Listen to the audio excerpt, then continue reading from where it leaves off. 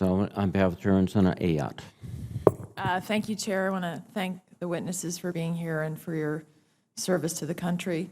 I would like to follow up, Ms. O'Connor. I don't know if you're familiar with Section 1036 of the 2016 Defense Authorization, but it is specific to the closure of the U.S. Naval Station in Guantanamo.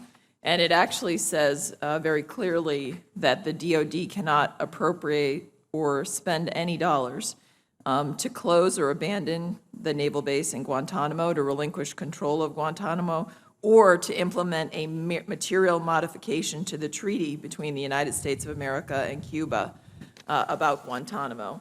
So this provision of law, do you think that the President is going to Cuba, the Cubans want Guantanamo back, given this provision of law in place, do you think the President has any legal authority to implement a material modification to the treaty between the United States and Cuba?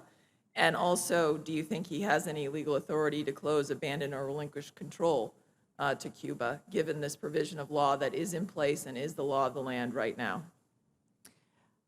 I understand that Assistant to the President, Ben Rhodes, spoke to this a couple days ago and said there was absolutely no instance in which this was going to happen. So my question to you, there's no instance this is going to happen, but my question to you, you're the lawyer, you're the general counsel, is there legal authority, yes or no? Is this law valid that we passed in this committee, and should the President follow it? The President should follow the statutes that govern the executive branch, and the Department follows the statutes, has a practice of, and does follow the statutes that govern the Department. I have not examined that provision. My understanding is that nobody has raised any prospect of there being a plan of this happening. If I were confirmed and it were raised, I would certainly look at the legal issues that were involved in it. I'm not familiar with what exactly the processes are. What role do you have right now? Deputy General Counsel. Well, you're Deputy General Counsel. You're not familiar with this part of the defense authorization on Guantanamo? Senator, there are numerous deputy general counsels with different portfolios. I have not had the opportunity to dig into the law around that particular provision, and I think one of the reasons I haven't had an opportunity to do that is that absolutely nobody within the executive branch has suggested this is going to happen. Well, I would suggest that this is a valid law. Not only should no one in the executive branch suggest that this is going to happen, but it would be against the law. And I would hope as general counsel, you would tell the President of the United States it's against the law. It's plainly in the 2016 Defense Authorization. So I want to know from you, these are some tough questions. If the law says plainly, for example, on Guantanamo, you can't modify the treaty, you can't change the base, you can't, and also with obviously the transfer of the detainees to the United States, are you going to tell the President that here's what the law says, so you can't do it?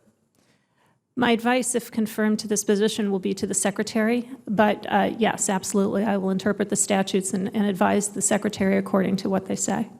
Excellent. I also want to ask you about another provision pertaining to Guantanamo. It's something I worked on in the Defense Authorization. There's a section of 137 of the NDAA which requires the Secretary of Defense to submit an unclassified report to Congress regarding the individuals that are being held at Guantanamo, their backgrounds, and to provide a list and information with the exception of obviously anything that would jeopardize intelligence sources and methods. And this is late. It was due January 24th. Somehow the administration was able to submit a plan to us, but hasn't actually given the American people the information about who's there, what do we know about them, how dangerous are they. And this is very important to me. And so I expect that report to be submitted really before this process on nominations go forward. So I hope that you will go back and ask the Department to finish this report. It couldn't be a more important time to have this report in light of the President's submission of this so-called plan to close Guantanamo. Will you do that? Yes, Senator, I understand that report is in development. I think it's very important that we receive it right away, and it's not going to continue to be in development. This is important to us if we're going to look at these issues. I also want to end with a final